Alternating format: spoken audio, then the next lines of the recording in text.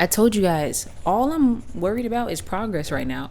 All I'm worried about is progress. And I've recorded 2 podcast episodes in like 5 days. That's progress for me. And we're going to keep it up. A really quick side note is that I'm trying to help my brain. I'm trying to reprogram my brain right now and help my brain understand that things can be a lot simpler than my mind likes to make things. I've definitely been an overthinker. I just have a lot of mental activity happening all the time. As an artist, as a creator, I'm creating all the time. And sometimes I'm creating when it's best to not create, But with that being said, I sometimes create obstacles and create gaps and elongate processes that don't actually have to be that long. So I'm trying to lessen the gap between having an idea and then taking action on it. But yeah, I just had a couple ideas that I wanted to sit and work through today because they were very prevalent last night while I was in studio. And so there are 2 things. The 2 things I want to talk about are creative envy, and the other thing is accepting that life is maintenance. This idea of life and our dreams, the things we want, requiring upkeep. Like, you don't just get them and have them and it's done. Life is this kind of ongoing juggle of maintenance, and I'm trying to reposition that in my brain to make it a lovely, positive, safe thing that I feel and not see it as a nuisance. But anyway, we're going to start with creative envy. And this is something that I've been grappling with for the past 6 months or so. I've always experienced some sort of creative envy, right?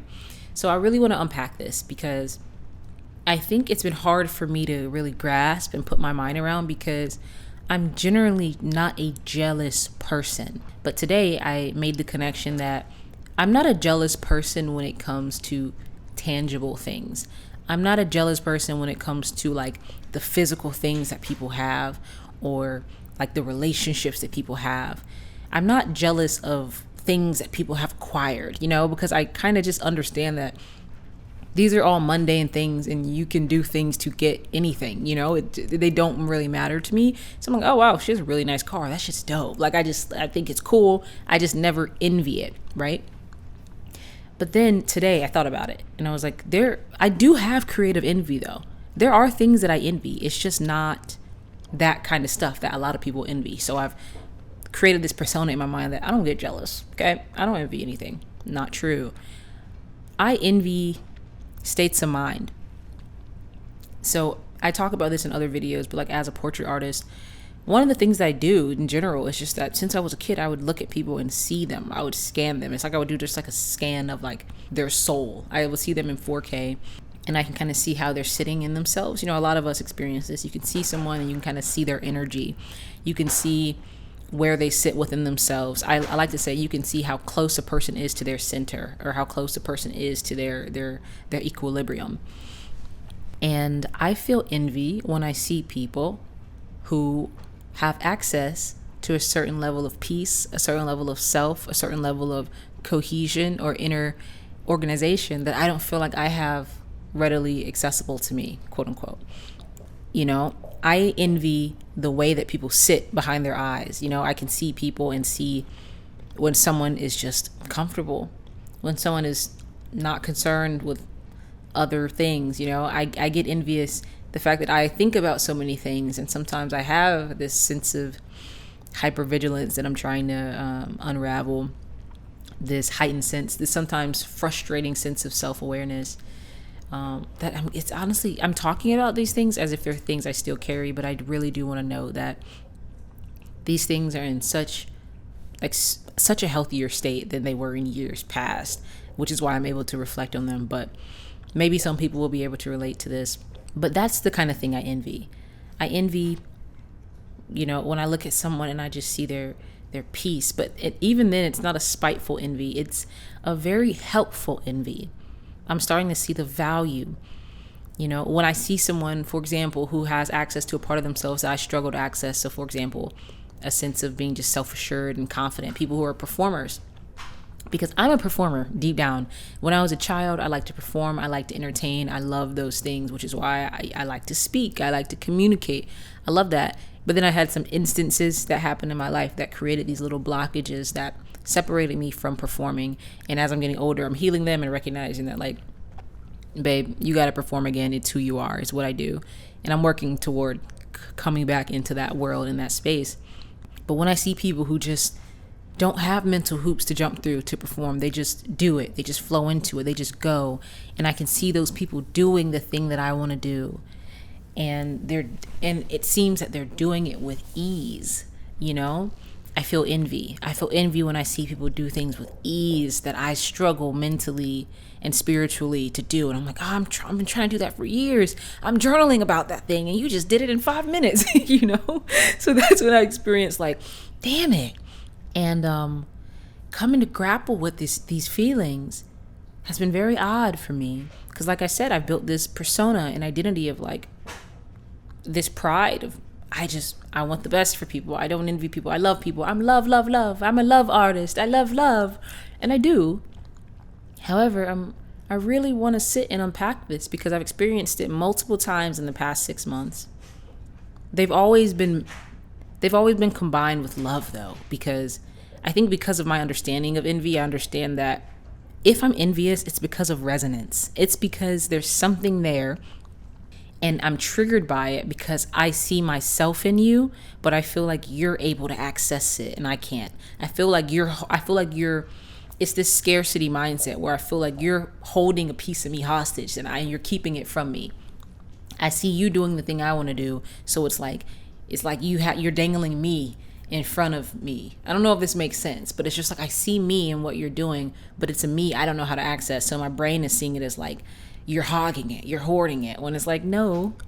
That's the nature of switching to an abundant mindset. Like, someone can do amazing things that you admire and no envy be present, because you know that it does not stop you from creating or being whoever it is you want to be. And if we use it properly, we can see this envy as a signal of resonance of, oh, okay, well, this makes me feel good. The fact that I feel this way toward you tells me that there's something calling for me. There's something looking for me. I see it in her and I see it waving at me like, hey, you know? And I'm probably doing a botched job at explaining this, but, you know, in this creative field, I experience this envy because I truly am just an artist. I'm a creator. I'm a multidisciplinary artist. I do everything, and I want to do everything well and great. And in time, I'm going to go into many different phases and areas of the things that I like to create. What I become known for is my visual art, because I think that's like one of the biggest, most standout things that people can see and be like, oh, wow, you have an above average natural talent for this thing. And so, you know, and I love that. And I'm wanting to foster that and flow into that. But because of that, I feel like people might not know that I also am studying all these other things, and there are all these other things I want to do. You know, I'm in here racking my brain, writing scripts in between these pieces. I'm writing lyrics, I'm writing poetry, I'm trying to compose and produce music in between these things. And because of that, I feel like I have there's like 360 degree potential for me to be envious of things versus some of my friends who just specialize in music and that's what they want to do, or they're actors and that's what they want to do, or they're visual artists and that's what they want to do. They don't feel like this cross creative envy in other disciplines. I get it from everywhere because it's like, I want to do all those things. I want to write a book. I want to this. I want to. So I feel like I have creative envy on steroids. My creative envy is always related to a state of being, access to a state of being, a state of mind. And I love that I'm kind of unpacking this because it's showing me that I can heal this envy. I can dissolve and let this envy evaporate when I see it, if I just choose to really pinpoint and dwindle down to the essence of what it is I'm seeing, and then just like ingest it, take it, and make myself and my energy match it. Because what it is, I don't envy what the people have. I envy the state of mind that got them there. And state of mind is, baby, that's something you can incorporate. That's something you have control over if you work toward it. So I can feel this envy and immediately transmute it into this actionable motion, this energy. Okay, that sense of peace, that sense of self, that sense of just peace. That's what I want. And so now I can put that in the forefront of my mind, that is the state of mind and the state of being that I wish to embody. So that's what I'm going to focus on this week. This week I'm going to focus on knowing who I am, because I envy that in people. I envy people who it sounds odd, but I think I envy people who shamelessly have an ego. It doesn't have to be negative, but in one of my previous videos I talked about how people tried to humble me and teach me to not be arrogant and to not have an inflated sense of self. So I have a blockage now where I find it difficult to see myself as great and just think that I'm great and awesome and lovely. Like I feel like that's bad, that's icky to think and to embody because of what I was taught and how people tried to keep me small. So when I see people who have full access to their energy unobstructed, I'm envious of it. I'm like, wow, you're connected to your power. You're connected to your greatness. You see yourself as great. You love yourself. You see yourself as powerful. And you don't feel guilt at the same time. So you have access to your energy because you don't feel guilty about shining. You don't feel guilty about being powerful. And that is... I think that's like my core thing. I know I just kind of talked myself into that, but like here we are, and that is my biggest thing. I feel guilty showing how I really am. So I keep myself small, but then I feel resentment. Then I feel tension. I feel frustrated when it's me not allowing myself to show what I can do, who I am. I don't show people. It's like I feel guilt. I feel icky. I feel like I'm doing too much. And then when I see people who just seem to be flowing in love with themselves, just moving in love, I'm like, damn, can I be that? It's like I've had a really hard time seeing myself in that way, but it's a beautiful space I'm in. Like I'm genuinely going through a spiritual car wash, and it's so uncomfortable. But it's beautiful because, on the other side of the car wash, you come out different.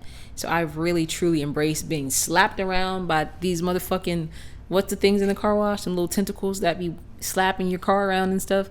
And the air and the water and, you know what I mean? Like I'm kind of all over the place in the sense of this car wash. But I'm like, bro, cleanse me, please.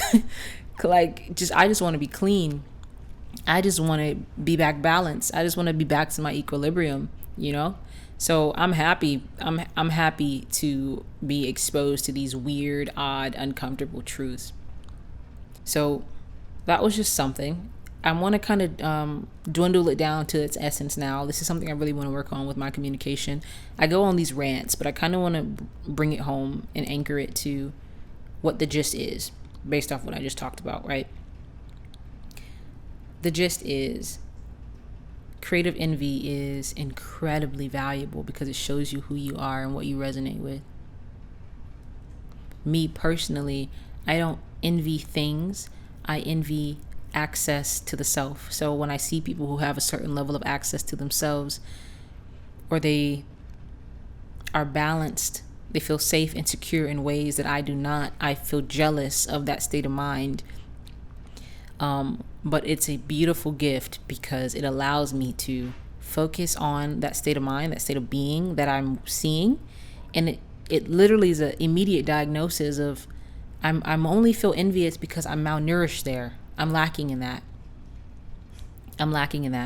And I found that the biggest thing, the core thing that I get envious about is people who express themselves shame-free, guilt-free. And it is a lovely realization that I just made, being able to dial that in, because now I can focus on it. Now I have it. I told you guys I'm very big, like my apparatus to work through things is by creating visual models of it. And when I dwindle something down to its essence, I can create a visual model of it and then manipulate it to heal from it. So now that I have this thing that I uncovered, you and me, I uncovered this with you. I am envious of people who are shame-free and guilt-free when they express. People who see themselves as great and amazing and lovely and have no guilt or voice telling them that they shouldn't feel that way. They just are. They understand their God. They understand that they have a right to be and to just exist as big and as broad as they wish. That is an idea that I'm going to pinpoint and that I'm going to focus on, that I'm going to meditate on and make sure I embody, and that envy is going to dissolve. So if you focus on the essence of it, really ingest that and focus on cultivating that in yourself, it evaporates. You see how valuable envy is? It doesn't have to be this like icky thing. It literally is just a signal. It's just you living in the world. We're social beings. We bump against each other. And it's just a certain emotion that you feel when you observe something and recognize. It's like recognizing that you're malnourished in that. Sometimes you have to see something to realize you don't have it. Sometimes you just have to see something to make the connection of, I don't have that, and I really want that. I didn't even know I wanted that, but I do. And that's why I think this, creative envy is incredibly, incredibly helpful when looked at appropriately. Okay. So the other thing that I wanted to briefly talk about is accepting that life is maintenance. So I actually wrote a song. It was called On Love, and it started with, I accept that life is maintenance. Growth ascension requires activation, cadence, and a sort of quiet commitment to the action. It's hard to feel full when you lacking. And it's funny because I think back to those lyrics, and I come out the gate. I start the song with, I accept that life is maintenance. And I look back and I'm like, do I? When I wrote the song, I was lucid, clearly. But do I accept that life is maintenance? In a way I do. I tolerate that life is maintenance. I won't say I've accepted it. I've been tolerating this idea that life is maintenance, but now I want to get to a place where I really accept it. I think really coming to understand this point will allow a genuine breakthrough in myself, because I recognize that I didn't really have a real model for work ethic as a kid. I was always super disciplined and driven by just this invisible fuel that teachers, my parents, they're always just like, she's so driven. She's so disciplined. She just does it. We don't make her do anything. You know what I mean? We don't check her homework. She brings us her report card because it's straight A's, and then I sign it, and then she goes back to school. And it's like really, it's easy parenting happening right here. And I'm not going to get into where that drive comes from. I'm not even fully certain on where it comes from. However, I realized that because I had this drive, I didn't really teach myself values and pillars for work ethics. I don't really have standards that I followed. I just always moved. Creative energy always moved me. And school provided a lot of opportunities for me to be creative. I think I was also naturally competitive. I wanted to shine, and I just wanted to create. So school just happened to be an arena that it was very easy for me to excel in. That does not mean that I gained a bunch of life work ethic skills. That's something I realized. Because I was student body president, because I made straight A's and did well in school, does not mean that I have now gained all the work ethic grit that I need to be able to maneuver in other capacities outside of the structured school environment. And because of that, I think I didn't really learn this idea of life is maintenance. I stopped playing sports in middle school. I really wish I played sports in high school. Looking back, I really wish I played sports in high school. But by the time I got to high school, I had this fear of being seen. I didn't want to perform in front of my peers. And so I stopped playing sports and just went into art, because it's just this thing I knew I could excel at, And so I think as an adult, I'm now having to learn and teach myself these virtues, teach myself these work ethics and principles. I won't dwell too much on this point, but it's just becoming more clear to me that one of the reasons for my stagnation, one of the reasons why I feel like I haven't gone as far in certain avenues that I wanted to, is because I would have surges of activity and then surges of downtime. Like I would do a lot and then I would just drop off for a long time. Consistency has been something that's been difficult for me to dance with in some regards. And I'm working to just restructure how I think about things and to understand that, yes, you just kind of just cadence, rhythm. I recently heard the quote that the universe loves rhythm. The universe loves rhythm. So it's important to find a certain rhythm, a sort of hum, a certain beat, cadence that you can continue doing kind of consistently. I will clean my whole apartment and feel really good. Feel amazing. And then over the course of the week, I'll just let it descend into madness. And that's kind of been my MO. And I love that. I love that about me. I love that I clean the studio and then I let it go crazy. And I clean it and I let it go crazy. Like that's like kind of like my weekly cadence to set me up. But I don't know. This thought isn't as developed as the creative envy one. So maybe it's not quite ready to be a whole podcast section. But maybe you got something out of the fragment of just life is maintenance. It is maintenance. That is the nature of it. We don't have to think of it as an inconvenience that we have to do it again and again. Think about it. We have to eat every day pretty much to survive. We have to do so many things on a daily basis just to keep ourselves going, just to keep our bodies healthy. And I found myself frustrated for some reason that there's mental, spiritual, emotional maintenance that I have to do to keep my everything healthy. So many invisible, intangible things that I've been neglecting because I didn't make that connection that, oh, I also need to be meditating regularly. I also need to be doing this regularly. I need to be cleansing and holding space for my emotions regularly. I need to have rest regularly. There are all these intangible needs that I just was not maintaining. And yeah, that's just something I thought I would share it with you. I'm still chewing on this idea.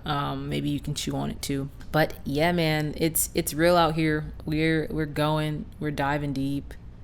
I really appreciate the journey that I'm on, and I appreciate you guys who are here watching these. It's cool. And I know it's a very different format. I do a lot of like 3-minute, 1-minute videos and things. And then, like I told you, I keep hearing like, just talk. And genuinely, I think this longer format helps me a lot. I think it's a lot better for me because as you see how my brain works, it just freaking goes. Okay. So I appreciate you guys who tune in. I would love if you leave a comment, like, the whole spiel, and I will see you in the next one. Okay. Bye.